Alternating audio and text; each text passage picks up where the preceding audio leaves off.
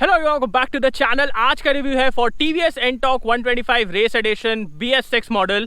नाम बहुत लंबा है but as this is a BS6 model, तो सबसे पहले अपन सारे चेंजेस के बारे में बात करेंगे and in the end we'll talk about is it worth buying over the competition और not. And before we start, special thanks to Sai TVS for helping me out. अगर आपको भी Ntorq देखना है या फिर TVS का और कोई प्रोडक्ट देखना है, शोरूम की सारी कॉन्टैक्ट डिटेल्स डिस्क्रिप्शन में, कॉल करिए, अपनी अपॉइंटमेंट बुक करिए, then go to the showroom and have a look. Now let's start with the video. In your space, just my luck. Put me on where you understand. There's nothing left to say. Pull me back, take my hand. Come on, name, you understand. I wanna stay. 'Cause I don't wanna walk away. So let's start with the walk around. सबसे पहले मैं आपको Ntorq का price बता दूं। So compare to BS4 model, इसके prices around 6,600 rupees से लेके 9,900 रुपीज़ तक बढ़ चुके हैं depending upon the variant. Now the Ntorq starts from 66,000 ex showroom and for this race variant you will have to pay 72,500 rupees. सामने से start करें, आपको ये LED हेडलाइट्स मिल जाती है with these really cool looking DRLs। मतलब ये design बहुत ही अच्छा है, रियली लाइक इट। ऑल्सो आपको यहाँ पे फैट टायर्स मिलते हैं जिसकी वजह से स्कूटर को बहुत स्पोर्टी स्टांस मिलता है। हेडलाइट के बाजू में आप देखेंगे तो आपको यहाँ पे बहुत सारे कट्स कर्व्स दिखेंगे and that is the design language for Ntorq। मतलब ये बहुत स्पोर्टी, बहुत एजी डिज़ाइन है। Also you get all digital instrument cluster जो फर्स्ट ऑफ ऑल देखने में बहुत अच्छा लगता है एंड ऑल्सो आपको इसमें X कनेक्ट मिलता है। सो ब्लूटूथ के वे आप अपना फ़ोन इससे कनेक्ट कर सकते हो, फिर अगर कोई भी कॉल या मैसेज आता है ना, वो सब यहाँ पे दिखाएगा। ऑल्सो इसमें आपको street mode, lap mode, sport mode, वो सब मोड्स भी मिल जाते हैं which is a really good thing.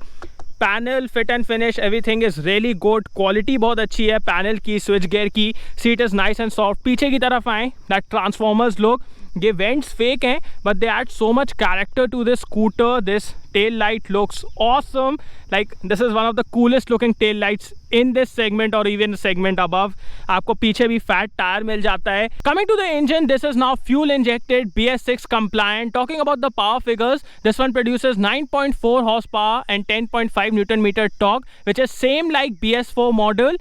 बस जो horsepower है ना, it's made slightly higher in the rev range. So अभी अपन देखेंगे how's the performance from this engine.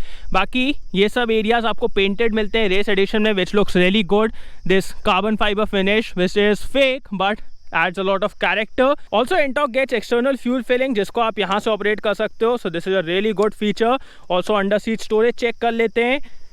It's huge, मतलब आपको कुछ भी रखने में दिक्कत नहीं होने वाली। बहुत अच्छा साइज़ है इसका। आपको यहाँ पे लाइट भी मिल जाती है, चार्जिंग पोर्ट भी मिल जाता है। No issues here. एक इशू है this rubber. TVS wants you to keep the med kit and tool kit here. But ये थोड़े दिनों में लूज़ हो जाती है, सब कुछ गिरे आता है, तो इसके लिए TVS को कुछ और मैकेनिज्म लाना चाहिए। That will be really appreciated. बाकी कोई दिक्कत नहीं है। ऑल्सो सीट के यहाँ पे आपको ये कार्बन फाइबर फिनिश मिलता है और वो ही यहाँ पे आपको सामने भी मिलता है। एंड अब मैं आपको इसका एग्जॉस्ट नोट सुना दूँ। वैसे तो मैं स्कूटर का एग्जॉस्ट नोट नहीं सुनाता हूँ but this is a TVS and TVS nails it every time, तो सुन ही लेते हैं।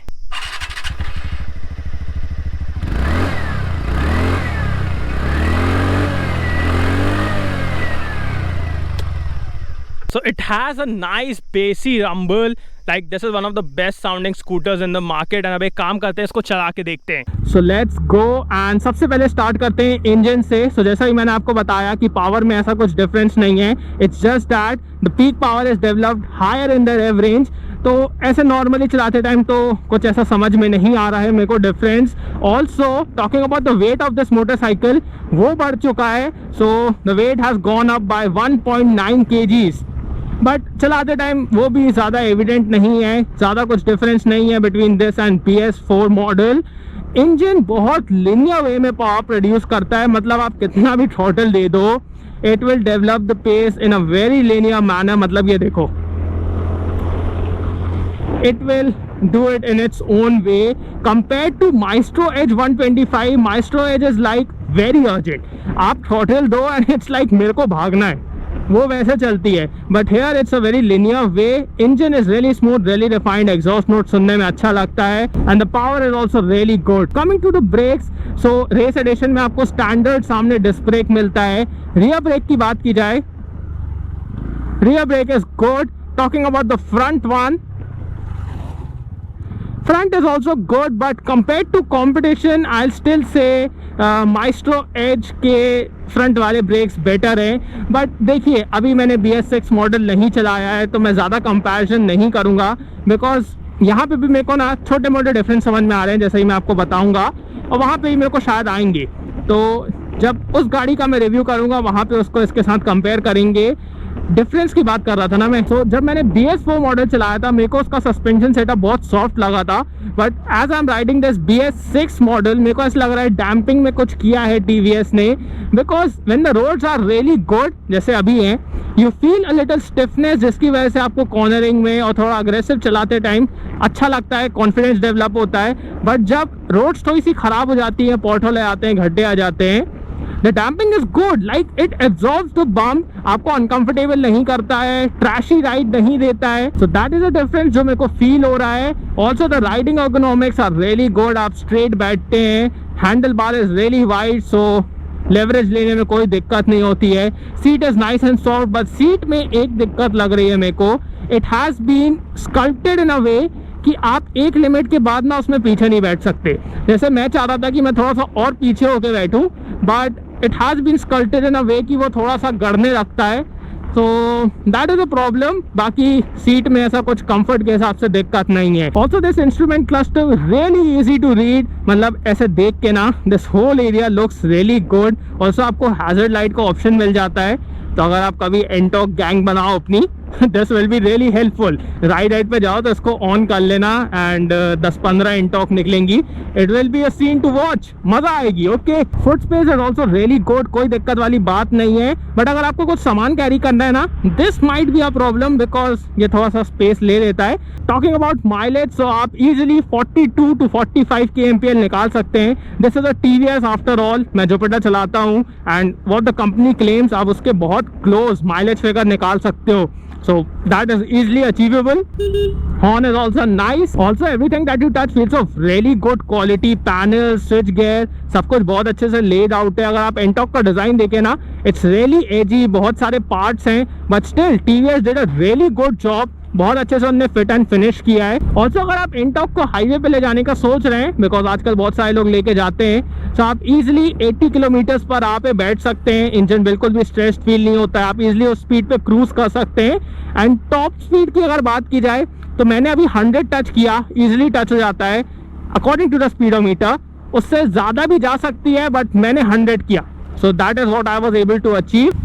One design element that I totally love about Ntorq is this. Like if you want to engage the parking brake, it's so simple.